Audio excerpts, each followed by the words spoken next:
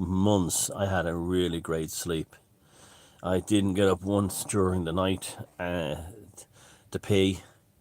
Like I've been in 6 or 7 times. I didn't wake up at 3 a.m. Boom, steak. I actually went to bed about 10 o'clock, sleep at 10 o'clock, and woke up this morning about 6. And you're fresh as a daisy. And that's the first time that's happened in a long time. And the weather's quite pleasant this morning. It's overcast, but it's very nice. Yeah, I mean, that's interesting how I finally got a good night's sleep. Uh, I've been thinking about why they're opening up for October, and I think that they're slowly. It just staring me in the face all along. It's Pride. It's Pride Month. That's why. That's why the people are being given freedom for October. It's Pride Month. Pride Month, and they'll lock us down again as soon as November starts. The reason is because if you go to governments and everything, look, I have nothing against gay people and the Pride. Well, I don't know about the Pride. I think it's a bit corporate and annoying, but it's a bit lame. It's very lame, actually. I think I come from the days when like gay people were kind of edgy and hard and had like personalities. It's like it's very Will and Grace and Pride. It's very lame and suburban and white bread. It's just ugh. It's like McDonald's or Disney. It's just like there's absolutely nothing cool about or interesting about it. But I mean, I don't have a problem with gay people having their gay, whatever liberation thing, because I mean they were treated so badly for so long, and I've nothing against any of that. Good luck to them. I'm proud to be in this scene the most open-minded person when it comes to gays. I have no problem with them getting married. It doesn't bother me at all. I have no problem with them adopting kids if once they can take good care of the kids. It doesn't bother me or anything like that. But the pride thing is what they did it for. If you go to a government department, especially in Ireland, if you go to the police, the government departments, so much of the bureaucracy and the infrastructure of the state, it's all gay people working in there. It just, it's just is. It's just how it is. If you're gay in Ireland, you work for the government. That's basically what happens these days. So that's why they got the money. That's why they were giving your money. They're starting to break down things towards. They're telling you towards the 22nd of October, we have a gay prime minister. So he'd have more of a minister for children who's gay, and is friends with Peter Tatchell. And they would have more. This will be a banned video, so there'll be members of the Irish bureaucracy and civil service will be immediately reporting this as hate speech. Even though I've just said I'm quite happy with gay people in living their lives the way they want, but it's the political agenda is why they'll pull it.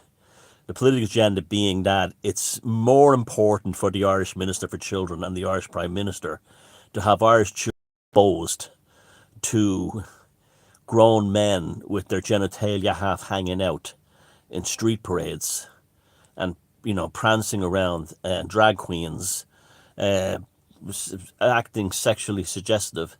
They want Irish children exposed to that. They don't want Irish children playing in the playgrounds with no masks. So you're getting an agenda here, not a gay agenda, a political agenda more than anything else. And you see, you have to understand that the last thing the Irish Minister for Children, the last thing on his mind, Roderick O'Gorman, is the welfare and happiness of Irish children. The only thing on his mind is to expose as many Irish children to non-conventional lifestyles as possible. And when you think about it, they're not conventional at all. Like back in the day when I was growing up, to be gay was to be really non-conventional. It was it was queer, meant something different. It was, it was interesting. It was hard. It was music. There was a music scene about it. There was just a vibe about it. Nowadays, gay is like, or it's lame-o as the Apple Store. It's lame-o as anything. So it's not even that they're exposing them to alternative cultures. They're exposing them to naff cultures. But yeah, that's all they care about. And that's why they've been getting that. It just dawned on me. Why October? Pride Month.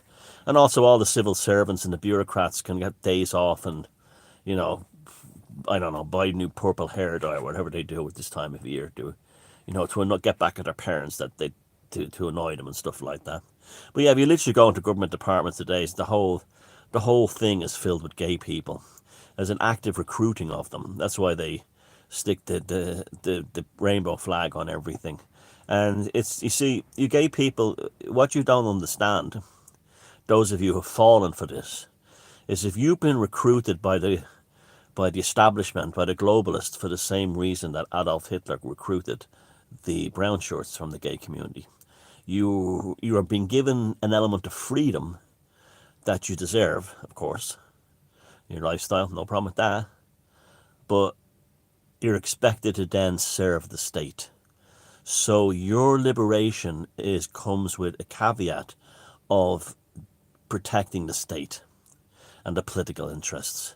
Until you've served your purpose, my gay friends, my gay and lesbian friends, and you will get your own night of the night of the long knives. You're just being used for now. You're being used. Okay, remember that. I'm happy for you that you're out of the closet. I'm happy for you that you can live normal lives. I mean, I don't know if I was gay. I would just want a regular life and be gay. I wouldn't want to be making a big deal about it. I expect people to pay me attention all the time I'm a gayer. I just live my life.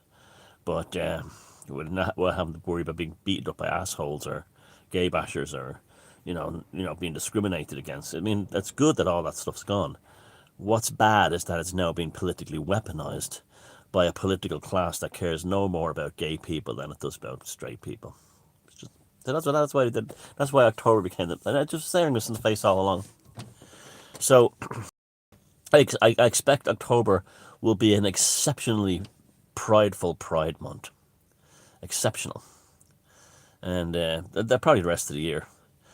From now to the end. And the agenda will be to get as many school children on the streets, get as many trendy parents on the streets as possible, watching fellas prancing around with their genitalia dangling between their legs and leather and stuff like that. It's inappropriate. Kids should, but the same kids, the same Irish political class should be pushing that. This is why this video be taken down. Don't want Irish children playing in playgrounds or in school with masks off their faces and touching and spreading and helping their immune system and building the immune system for the next generation, because there's also the commercial thing that they want. You see, this is what happened with gay people too, because pharmaceuticals and pharmacological technology helped the AIDS thing, and Fauci was behind that, ironically, although he wasn't for a while. That there's and that's why so many gay people are devoted to like Pfizer and AstraZeneca and Johnson & Johnson, because they saw how that stuff helped the AIDS. So they have a devotion to that as well. So it's the other globalists have played everybody. It's like the ultimate game of chess, doesn't it? But of course, like, no matter what I've said in this video, I'll be portrayed as a homophobe, and the video will be pulled down for hate speech, even though I've loads of gay friends. I'm probably the most pro-gay liberation person in alt media, and such is the way of the world, isn't it? But it's all about, like, everything has recontextualized. Childhood is not now kids playing in the playground, developing their immune system. Childhood is now the schools where they wear masks and they develop their tolerance system by being brought by their trendy parents, their middle class parents, to see fellas jumping up and down, waving rainbow flags with their testicles hanging out. That's what childhood has been recontextualized into now. And until that serves its purpose, and then all those people will be thrown cast to the four winds. Now, recontextualizing. That's what it's about, isn't it? And I was talking to some friends yesterday, and we were talking about how this whole thing has changed how we see movies. Have you noticed that? Movies are now explorable on a whole new level since the lockdown started, since the Rona started. We watch films all the time now. All my friends, everyone I know, and we're constantly saying, "Oh my God, isn't that about now?" And the Rona and all that stuff. It's amazing, and even films you wouldn't expect, have like plot lines in them, because like you see the obvious ones like Invasion of the Body Snatchers with Donald Sutherland. That's a very apt one for that particular version, the 70s one, set in San Francisco, for the Rona and the whole mind control thing. You know, the one the famous picture. Oh, he's pointing like that. That's very on the money, that one. And you know, the vacancy in people, the lack of personality that we see in them. You know, like you know when you say to them like, well, Sweden did it right, and the first thing that they're trained by the media to say is, Sweden had a higher debt rate. And then you go, well, they only had a higher debt rate at the beginning because we delayed, and all the other countries who didn't follow the Swedish model, we delayed the inevitable. But if you look at the chart now, and you produce the charts, the official charts that they worship, you'll see that Sweden has the same debt percentage rate from COVID as the rest of Europe. And they go, instead of them going, oh, Jesus, that make a good point there, they go, oh, oh, oh, oh, oh. Ah, sure. And then they don't just go in there. And the same thing with the, you say, like, you show them, like, well, you know, a lot of people, nearly all the people now, oh, COVID is on the rise, it's on the rise, COVID's on the rise, boyo. And you go, well, have you noticed how it's on the rise? And yeah, everyone's been double jabbed, double needle crafted. So isn't it seem to me that the needlecraft is the cause of the current flare up? Oh, oh, oh, oh, sure. You know, this you always mean, you know, it'll never end. It never fucking ends, you know. Yeah, but it's like that's what you're dealing with. That's like the Bayesian and the body snatcher thing. And then all the cowardice, you know. A great one, you know, another great reference film. Well, there's loads of them, but like regarding the cowardice, Lord of the Rings, you know, I was there, Gandalf, 3,000 years ago, and the strength of men failed. Men are weak. Well, men are weak. I was there, Gandalf, 18 months ago, and 12 days to flatten the curve. And then the strength of men failed, Gandalf. Men are weak. You know, the weakness of the hard man is portrayed. Also in that excellent Tom Cruise War of the Worlds, which is a fantastic one. And you know, you see the Sheba mentality in that. Like, obviously, the Martians are going to attack where the masses are, right?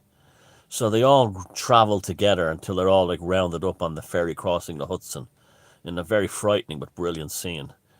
But like, if you had, and then it takes that for Tom Cruise to figure out the best way to move across country is by myself alone, moving from house to house and not following the masses. But the masses would always go where the sheep will go, and they'd always be rounded up and killed in these situations. And you saw that with the Rona, you know.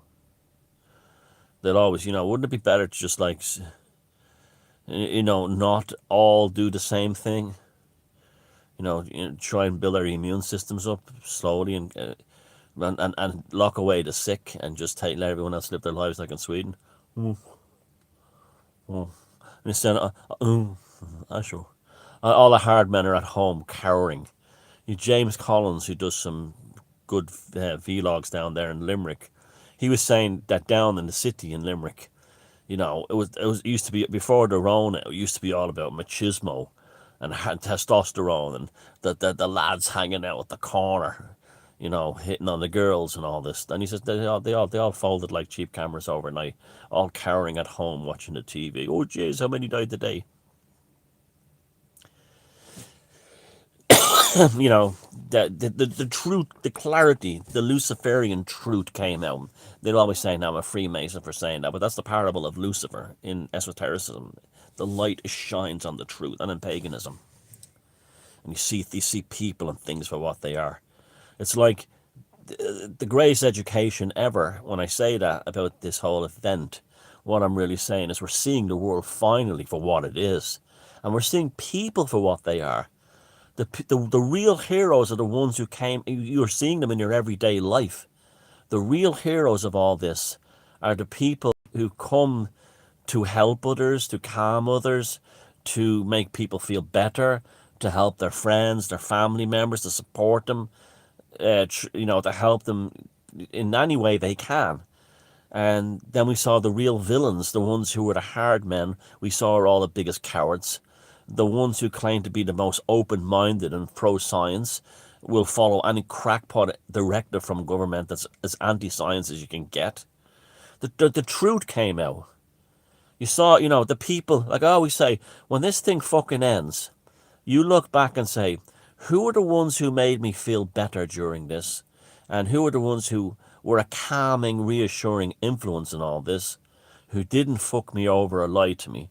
And who are the ones who kept me in a state of tension, agitation, hysteria, and gave me nothing other than grief because I wasn't one of them? And that's your parallel city right there.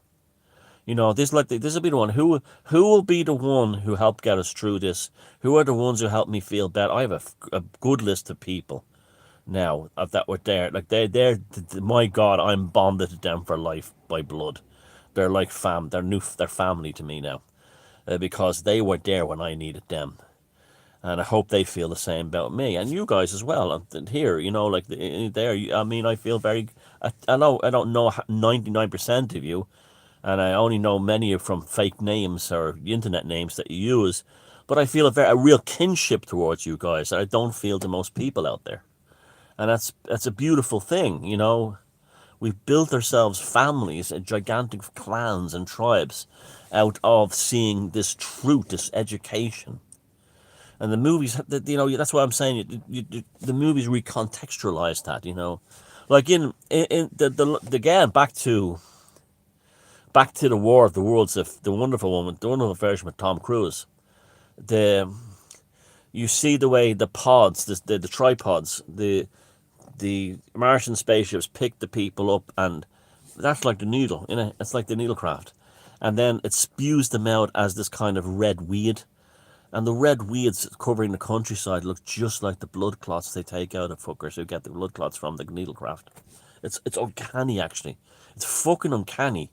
You watch that film and you see the countryside around New York, upstate New York, New Jersey, and it's all covered in the red weed.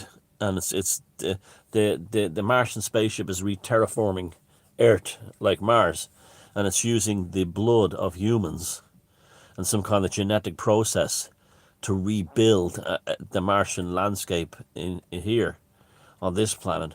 And it's using these red, what they call the red weeds. The people call them the red weeds, or H.G. Wells called them the red weeds in the book.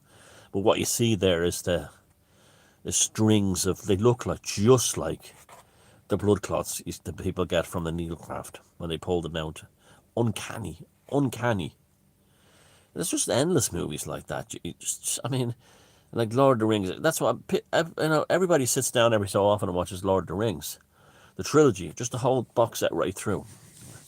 And then when it's over, you feel depressed because I have the box set with all extended editions and everything. And when it's over, you feel a little depressed because I kind of wish this had come on forever.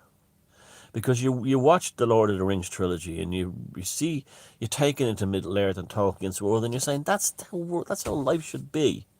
That's how life should be. Honor, protecting kinship, but forming alliances. Like when the elves showed up at Helm's Deep to support the Rohan, and the no went. The elves are out. They don't come for the fuckers today. Stay at home. Stay in Rivendell. Don't bother. Don't sacrifice your lives for the men. Don't honour some alliance for men, because men, just like Elrond said to Gandalf, we see it that men are weak. And those of us who have not fallen for all this are probably closer to hobbits, in terms of how we've broken away from it. Like just, and again, the King of Rohan's spellbound by Grima Wormtongue via Saruman. Exactly what Saruman is like Fauci, or the head of the World Health Organization, and all the Grima Wormtongues are all like the purple-haired bureaucrats and civil servants whispering into the ears of all the politicians, telling them to pass all the same laws everywhere except Sweden for some reason. Probably that was the test case. Just I'm sure, light up the comments with all the, because me, we love, and me, and we all here of us love films. So light up the comments with films that you and not necessarily sci-fi or fantasy or horror films, There could be all kinds of films, where we're seeing the real personality come out,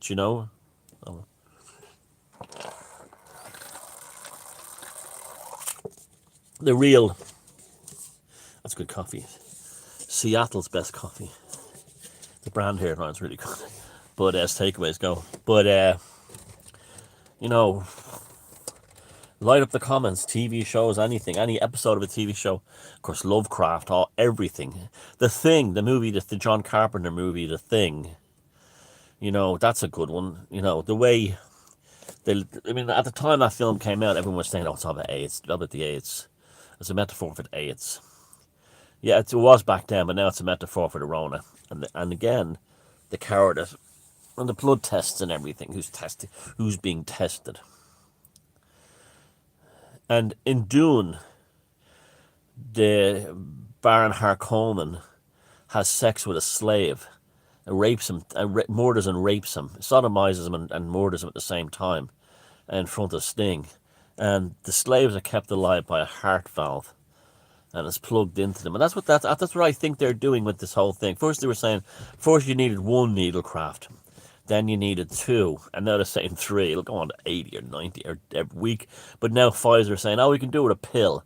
So so what they're doing is they're creating a situation where you probably, and the people say to me, oh, you're out of there, but these are the same idiots who said they would never lock us down over a seasonal virus. Doesn't know. What happened to the flu? What do you mean what happened to the flu? The flu. What do you mean happened to the fucking flu? The flu vanished. What are you on about? Do you notice the last 2 years there was no flu? There was no flu. No, there was no flu. Why not? Because they've rebranded the Rona as the seasonal virus that we call the flu. What? Think about it. Oh. Yeah. Uh. Uh. You ever fuck off out of that? That's like that, unbelievable. But that's a great one. The War of the Worlds, the sheep, they all run together in the same mass down the highways of New Jersey towards the Hudson River Ferry.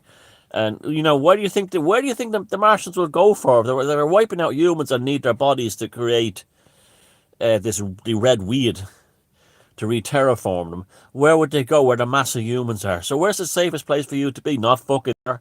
Not there. And they showed how, the sheep will start shooting each other and killing each other over a car that's useless. That's what they're like. I saw it when I was in Ballymun, growing up when there were riots. Well, if they broke into shops, they went for the colour televisions and the stereos back then. Today it'd be iPhones and and be video game boxes. But that's what and that's what they would, when the shops were smashed up, they wouldn't go for food, and if they did, it would be things like snacks. Chocolate bars were probably quite good quality back then compared to what we have now. But chocolate bars and biscuits and crisps and popcorn and snacks. They didn't go for high nutritious food like that could actually save them if something really bad happened, like the area was locked down. No. There'd be no electricity, and this is what they'd be like. They'd be robbing the iPhones when there's no power. They'd be sitting there for 2 weeks going, "Are you getting hungry yet?" But yeah, yeah. I mean, that was a good one. I want to watch that again tonight. The War of the Worlds. I want to see that film again tonight because it's in the context of where we are now. But that's what I'm always saying. Like keep alone. Or in small little tribes, keep together. If you're on your own, the bigger the crowd, the more you're in danger. The more you're in danger. And I mean, yeah, I think they're letting them out for pride. Well, this is the only thing. They're letting them out for pride, right? There'll be an increase in infections, but they'll blame the unvaccinated and not all the vaccinated people who went to the pride. And then you try to explain it to people, we call it homophobia, you get that.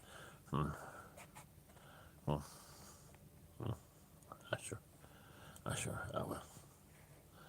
Yeah, it's amazing, isn't it? It's unbelievably amazing. Yeah, even that film, The Pianist, the Roman Polanski film. I mean, he's a horrible human being, a disgusting man by all accounts, but he knows how to make a good film. And that guy hid during there's loads of stories like that. Instead of ones who joined groups and hung out with the body, or they hid in the ghetto and they hid in places, and they survived the war. It's possible, totally possible. And that's what you don't go with the masses. You don't. I mean, I understand that people have kids and everything; they want to take care of them.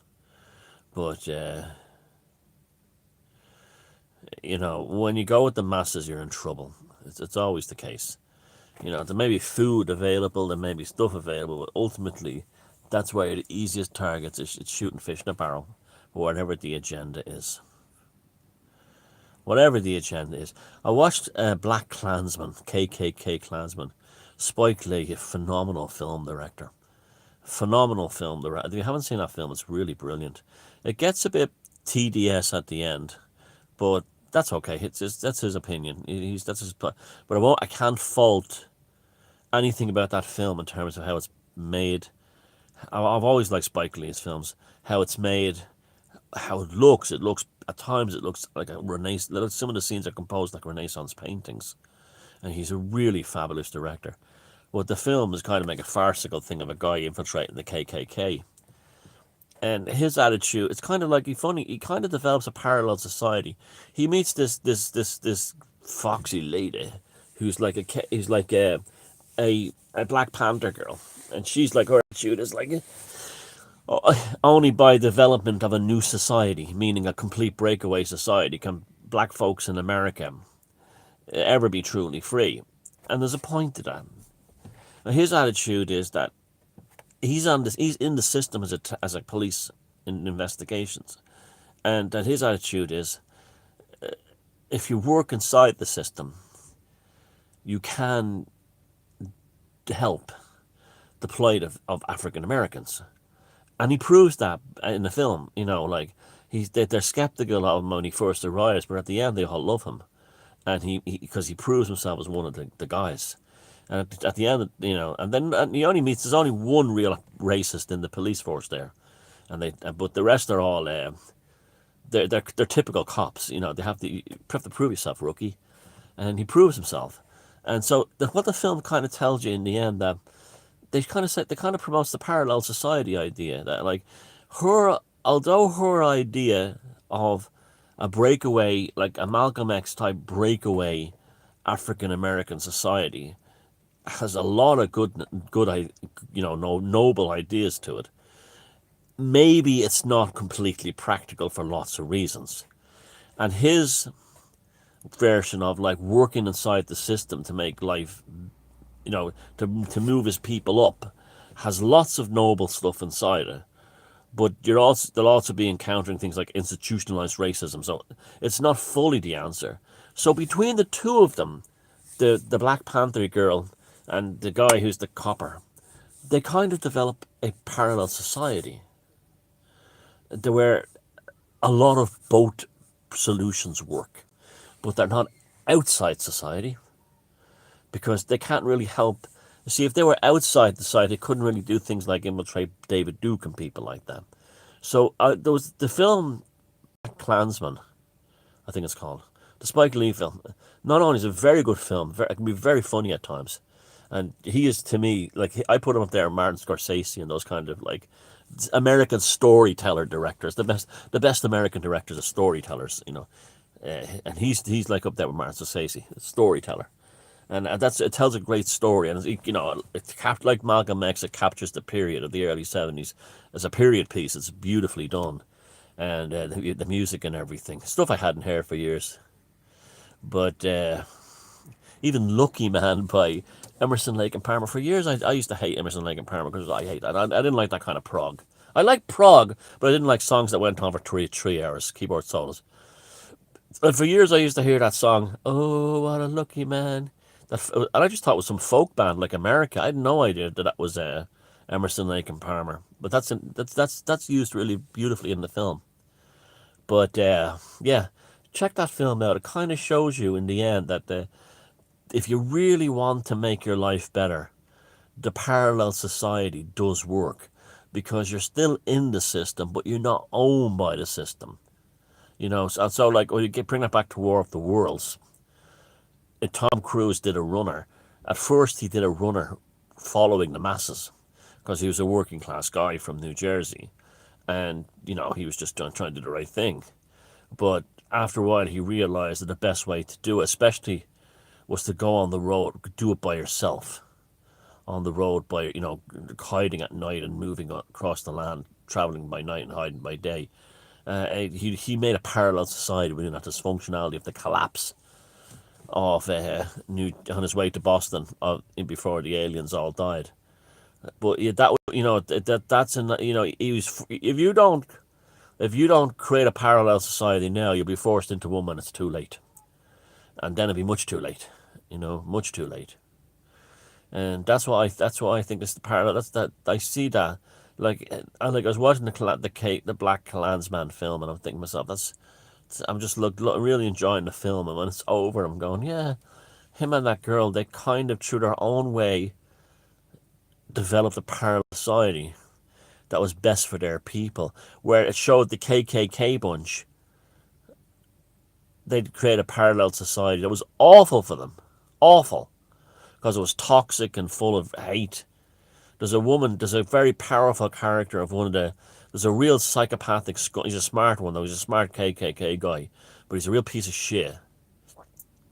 And he has a wife who's very overweight, and she's devoted to her husband because he loves her. And you can tell the way she's portrayed that no one's ever loved her, and she'll do anything for him, even kill black people, because she finally found love. He'd manipulate her, the psychopath thing, and he just because he knew that she was dying for love, and he gave it to her. It's a very sad character, even though, even when she's doing something terrible like trying to kill black people, and it goes wrong for her. My friend Ryan there, and it goes wrong for her. You still feel sorry for the character because she's doing it because she's lovesick, and this psychopathic KKK asshole uh, did this to her. But yeah, highly suggest that film. It's superb, and I suggest like all Spike Lee's films are all very good films, all very good movies. Like Martin Scorsese, they're all good. You can't go. There's something really good. Signs with I know I'm rambling again. Sorry, I don't. I have some time to kill before I start work proper. Signs with Mel Gibson. That shows this thing too. The family became a kind of a parallel society, and through the tragic death of his wife, and the brother-in-law moved back in with them, but they were kind of well equipped for when shit hit the fan, because they kind of began to live. They were already kind of ready for the moment.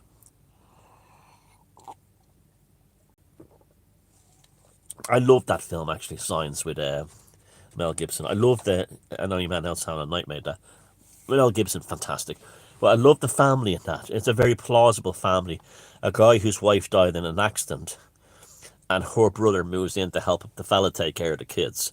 That was a that you see that's a dynamic it's quite common in the world, where a wife dies and a member of the other family, like a brother or brother and sister-in-law, moves in to help with the kids. And that's not an uncommon thing, but that's the only film I'm aware of that portrayed that family dynamic. Where there's two males, both straight, both damaged in one way or another, but coming together to take care of the kids and to help each other out as well. And that was like a tribe. They formed a real tribe.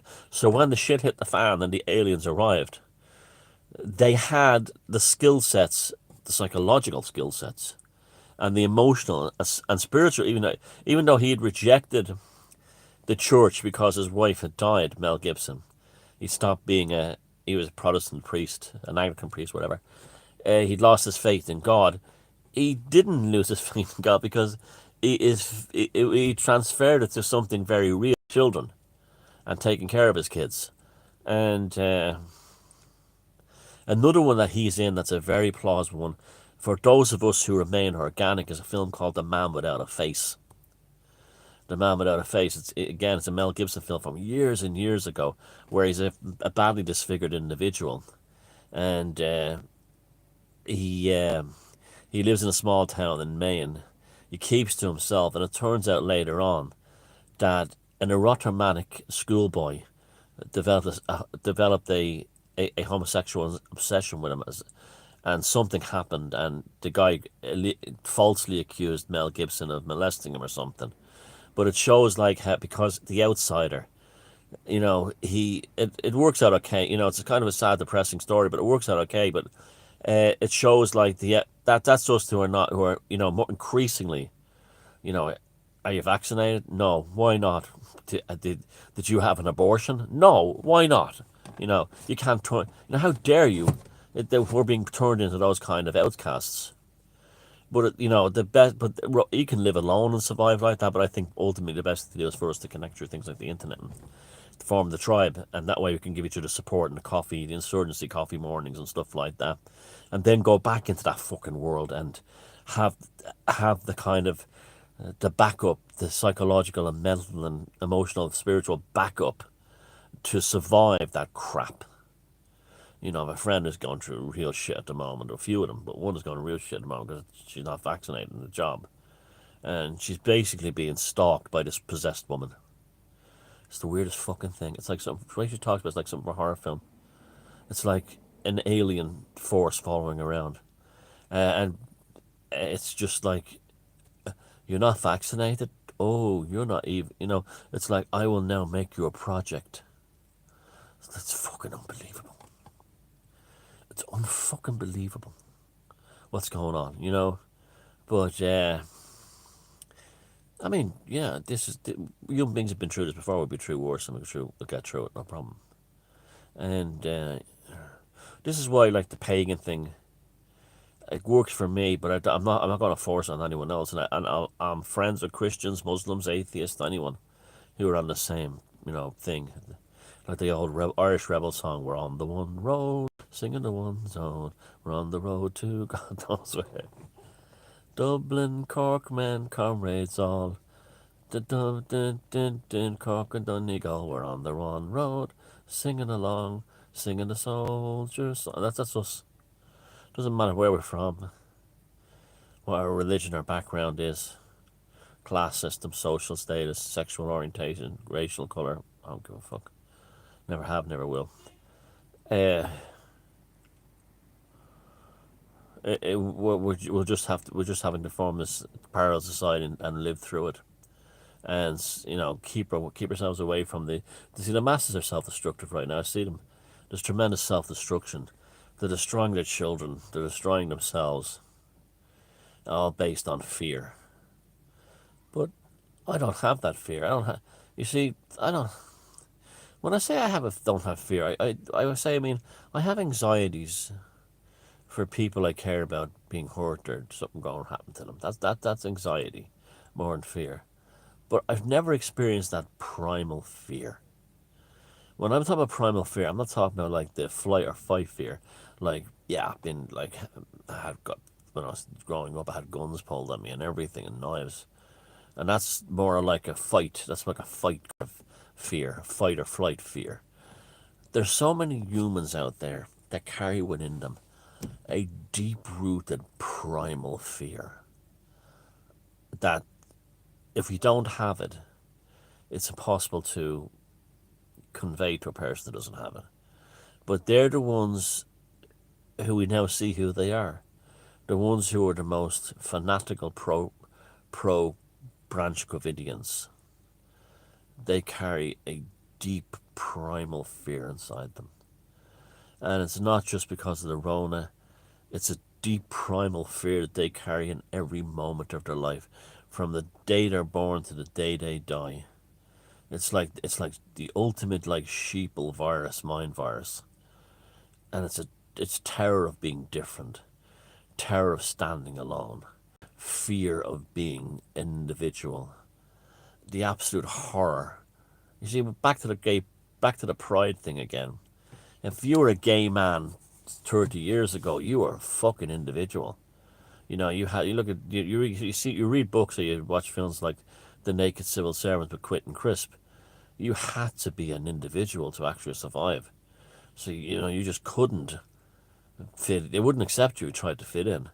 But nowadays they say like, oh, I express my individuality by doing everything the government tells me to do, or the media does. I'm a college professor, or what the gay pride parade tells me to do. No one sits back and thinks they have this primal fear of somehow being themselves, and it keeps them awake. It's like the gangs in New York's another one. Bill the Butcher says, I'm 47. You know how I can't do it. Bill the Butcher voice like that. I wear kind of Dutch thing this thing over. You know how I stayed alive this long? I carry a fear inside me. That's a magnificent film as well. Daniel Day-Lewis was like, oh, wow, what an actor. But yeah, and you saw like how they showed the sheeple thing. The Irish all went to America at the same time to escape the famine. Yeah, they had no choice, but they clustered together. But you see how they were targets for the know nothings and the nativists, and the only way they could get out was to form a tribe and fight their way out, and which other immigrant groups learned in America ever since. The ones who came after the Irish, the Jews, the Italians, even the Germans, and Hispanics. You know, that's just they had to form their own mini tribes within there, and form their own parallel society. And you see the gangs in New York. What the gangs are parallel societies within the system. Oh, because it's the only thing that gives them a helping hand. Otherwise, if they play the game, they're at the mercy of Tammany Hall and all these bastard politicians in the Democrat Party. So they join gangs to form a parallel society. Because it was the only way. Otherwise, you cannot play in that field and survive by their rules. Because you don't have that. The reason why you're watching these videos is you don't have that primal fear. A lot of people a lot of people in the alternative scene, when they go, I woke up and suddenly I woke up and suddenly, what really has happened is you've lost that primal fear. You lost that primal fear. Now, one more thing I want to say, and this is an important one, guys. The 20th anniversary of the 9/11 Stargate is coming up. I have been specifically doing things to try and close that gate. And I think other people are too. Now, one of the things I'm doing is I'm constantly looking at photographs, and I'm seeing a lot of them online, subconscious being posted by people, of the Empire State, of the World Trade Center building completed, looking beautiful, looking impressive, or being built. And I'm preferring to look at the pictures of those towers being built. And what I'm trying to do is create a kind of a closure, because I think a lot of the problems we're living with today are a direct result of what happened on that morning in New York in September 1st, 2001. September 11th, 2001. And I think it's time to close that. I think if we can close this, so part of closing that is forgetting about the conspiracy theories. Because we haven't got to the end of them, we'll never know, right? So forget about all that. Forget, anyone who still thinks there's going to be justice over that is a lunatic, right? Forget about that. It's to visualize those buildings in your mind being built. To visualize those buildings standing and this New York sun reflecting off them or shining through them like Stonehenge. Think about the men and women who built those buildings. Think about the men and women who worked in those buildings while they stood. What we're trying to do is we're trying to bring it back to September 10th, 2001. And just when you do it, because that was a magic ritual that was foisted upon us. We can, how do you, what, they haven't, like Crowley at Loch Ness, they didn't finish the Abbey. We have to close the ritual. And we have to close the ritual to close that gate. And how I've been doing, and that famous thing where George Bush Jr. was in the school and the kids are going, kite, plane hits steel. wherever it was. I have written down a piece of paper but next to the bed. Every morning I say those words that those kids said in reverse. Uh, so the first word is kite, rather the last word is kite rather than the first word is kite, and that it's in order in order to close that ritual. And I think if you're planning any kind of ritual, even if you don't really believe in this stuff, I think September 11th this year will be a very powerful year for that. People have said to me, Thomas, why don't you create a mass ritual? No, I think this year we'll do it independently. So I think I think coming up to September 11th, what would be great for you guys, and what I'm doing anyway, is to create a ritual of restoration where the towers are standing or being built in order to close that dark ritual that was put upon us, in order to get rid of these pathological forces that have seized control since then, these Choronzonic forces, and just bury the dead finally, and think of all the horrors that happened and end them and forget about them, and just think about if you ever visited those buildings. I have many times. I've even worked in one of them. Take the photographs out and look at them while they stood and saying what a lovely day we had there. If you have lovely photographs of them being built, very fascinating photographs of them being built, look at those pictures. Anything that brings them and what they represented back to life, and close that gate, close that ritual, and only good will come of that. Only good, and do it for your personal self. Like if you are, if you don't want to take the needlecraft, you say to yourself, my immune system will stand tall, as the two towers did on September 10th, 2001. You can do rituals like that, you know, and close that gate, because if we could close that gate, we'd take a huge step towards ending, or at least dealing with the crap we're dealing with now. So remember that one. So between now and the 11th, that's all. I started on the 3rd, and the 11th, that's all I'm doing, and that's all I'm going to do in terms of like any kind of meditations or something like that. Even draw the picture standing. People even are good at play video games where the buildings are still there, that kind of thing. The old wind flight simulators and stuff like that. Watch Escape from New York. Let's finish with a film, okay? Let's finish with something really positive, right? That can encapsulate the gods. The gods just gave me a look, a flash there. Kurt Russell's, John Carpenter's Escape from New York. What's this? The metaphor of that film is that the World Trade Center is the linchpin that kind of saves everything. But what does it show you? That the presidents of the United States, the authority, are fucking assholes. And Snake Plissken just wants to live in an alternative world. Watch that film. That's it. We'll talk about it on the comments. If you watch that, do that this weekend. Get yourself some popcorn and beer, soda, whatever, and watch that film tonight. New York, John Carpenter and Kurt Russell. And keep the image of the two towers in that film, because when all else had collapsed, those two towers were standing. Restore the towers.